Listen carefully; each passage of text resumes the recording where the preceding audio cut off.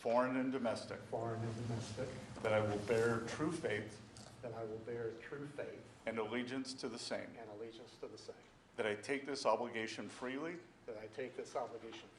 without any mental reservation or purpose of evasion, and that I will well and faithfully discharge the duties of the office on which I'm about to enter. So help me God.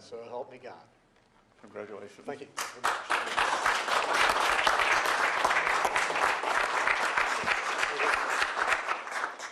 Well, thank you all very much, and especially thank you, Mr. President. I'm really honored by your trust and confidence that you've placed in me to head the SEC.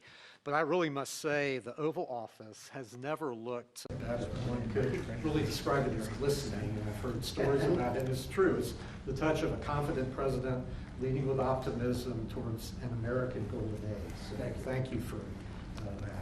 And so to my wife, Sarah, and to our sons, Stuart, Peter, and Henry, thank you all for your steadfast love and support. I'm grateful for the sacrifices that each of you have made to enable me to serve America. And thanks to Secretary Bessent for administering the oath as well. But a note about my family real quickly. Today would have been my father's 114th birthday. Colonel Atkins was a veteran of World War II and Korea. And yesterday would have been my late mother's birthday. So it seems altogether fitting to honor them and the example that they've set so that their son could stand here speaking to you all today. So to my friends, my family, my colleagues who've worked with me throughout my career and helped make my appointment by President Trump even possible, thank you for your work and dedication. There are many who quietly serve the nation in mostly unsung roles, and I continue to be the beneficiary of your professionalism and good judgment. So at the helm of the SEC, I can confidently say it is a new day. It's time for the SEC to end its waywardness and return to its core mission that Congress set for it: investor protection, fair, orderly, and efficient markets, and capital formation. I will work to protect investors from fraud, keep politics out of how our securities laws and regulations are applied, and advance clear rules of the road that encourage investment in our economy to the benefit of Americans. A top priority of my chairmanship will be to provide a firm regulatory foundation for digital assets. Through a rational, coherent, and principled approach, we will work to ensure that the United States is the best and most secure place in the world to invest and to do business. So, Mr. President, again, thank you very much for your graciousness and extending such a warm welcome to my family and me today in this storied room. I look forward to working with you, with colleagues in your administration, and with Congress to advance your agenda to bolster the economy and build on U.S. leadership of the global markets. So thank you very much. Thank you. Congratulations. Thank you very much. Any questions for Paul? Mr. Atkins, if I may, No. Can you provide, I guess, what is your sense of how the CFTC and the SEC will differ when it comes to crypto regulation? I hope that we won't. Brian Quintens, whom the president has nominated, is a great guy. I've known him for years, and I intend to work closely with him, and I really look forward to his leadership there. I think there's no reason why the two agencies can't be working cheek to jowl on these issues for the American investor and the American economy. Mr. Atkins, do you have a view on Chinese listed stocks on U.S. exchanges? Well, that's the subject of statute, and Congress has acted, and I look forward to diving into those issues. Mr. Atkins, do you have a sense, will the Democratic commissioner continue in her role? Her term, I guess, goes through, well, it ended last year, and I guess she can hold over till the end of the year, so it's up to Mr. President and then Congress to deal with that. Mr. President, on China, your press secretary has suggested that some progress is being made. Are negotiations actively underway? And do you agree with Secretary Bessent, who has suggested doing fine with China? We're doing fine with I think almost every country. Everybody wants to have involvement with the United States. As you know, We were losing $5 billion a day when, during the Biden administration, during that last year, it was a horror show what they were doing on trade. $5 billion a day. And now we have it down to a very low number because we're getting 25% from the automobile industry, from autos. We're getting 25% for steel, 25% for aluminum, and we're getting the baseline of 10%. And think of it, we're losing almost $2 trillion on trade. And those days are gone. We're not going to do that again. We're not going to let that happen. We're being ripped off by almost, I don't say every, but very close to every country, everywhere in the world, just being ripped off left and right. You had no leadership. You had people that didn't know what they were doing. And we're going to turn the country around. You know, we have a very nice phrase, make America great again. That's what we're going to do. And it's going to start with trade. We're doing really well. I see the stock market was up nicely, but this is a transition period, and it's going to be a little while, but we are doing well with every country. Ultimately, we have something they want, and you have to view it that way. We have something they want, and they want very badly.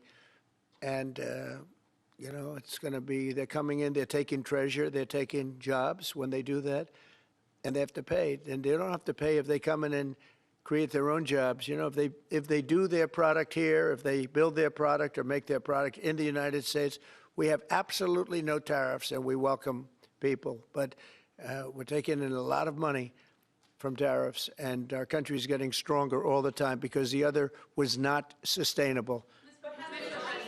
With China. Are you going to play hardball with them? Are you going to mention COVID? Well, I'm not going to say, no, I'm not going to mention COVID. I'm not going to say, oh, I'm going to play hardball with China. I'm going to play hardball with you, President Xi. No. We're going to be very nice. They're going to be very nice, and we'll see what happens. But ultimately, they have to make a deal because otherwise they're not going to be able to deal in the United States. And we want them involved, but they have to, and other countries have to make a deal. And if they don't make a deal, we'll set the deal because we're the ones that set the deal. Scott and Howard and myself and others, we're going to be setting the deal, and it'll be a fair deal for everybody, and it'll be, I think it's a process that's going to go pretty quickly. We've spoken to many, many countries, and we're getting their views on things. You know, there are a lot of things. They have VAT taxes. They have everything you can have. Don't forget, as an example, the European Union was set up to take advantage of the United States. That's why it was set, and they've done that. But they're not doing that anymore. Yeah. Mr. President, will you prevent Hamas from having any role in governing a post-war Gaza? And will Hamas have to be permanently eradicated for a ceasefire to be reached? Well, we're not going to let Hamas do that, and we're going to see what happens with Gaza. But we've made a lot of progress in the Middle East. Tremendous. Should have never happened.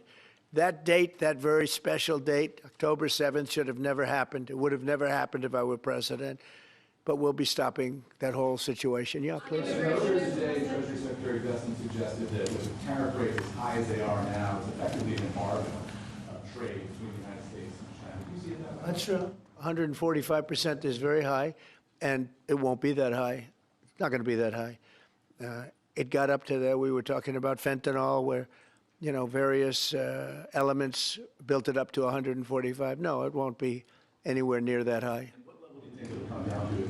It'll come down substantially, but it won't be zero. It used to be zero. We were just destroyed. China was taking us for a ride, and just not going to have. It's not going to happen. We're going to be very good to China. Have a great relationship with President Xi, but they would make billions and billions and billions of dollars a year, and they would build their military out of the United States and what they made, so that won't happen. But they're going to do very well, and I think they're going to be happy, and I think we're going to live together very happily and ideally work together. So I think it's going to work out very well. But no, it's at 145%. There will not be anywhere near that number. On the work that your team is doing on the border, are you happy with the rate of deportations right now? Oh, it's amazing what they've done on the border. Thank you for the question, because honestly, it's one of the great successes. We have virtually nobody coming in illegally. We do have people coming in legally because we want people to come in, but we have nobody coming in through the border virtually. that we were having hundreds of thousands of people a month come in under Biden.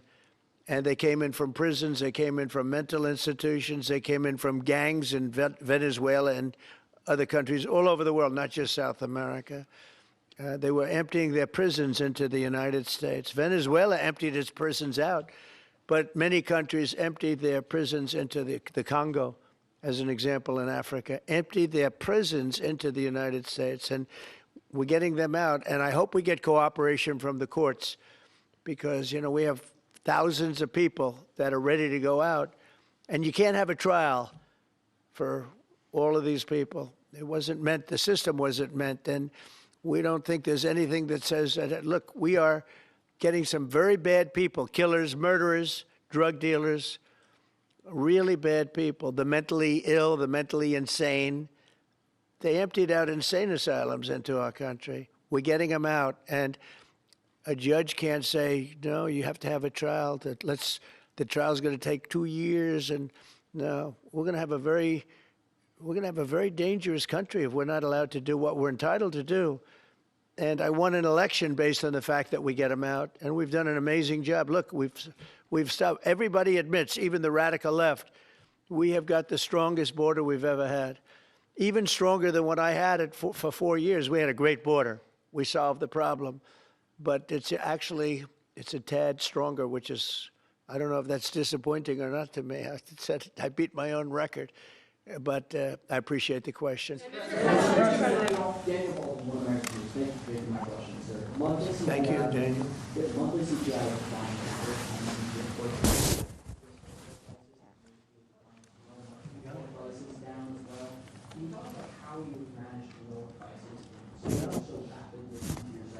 Well, thank you, Daniel. The question is about prices. The prices are going down, not going up.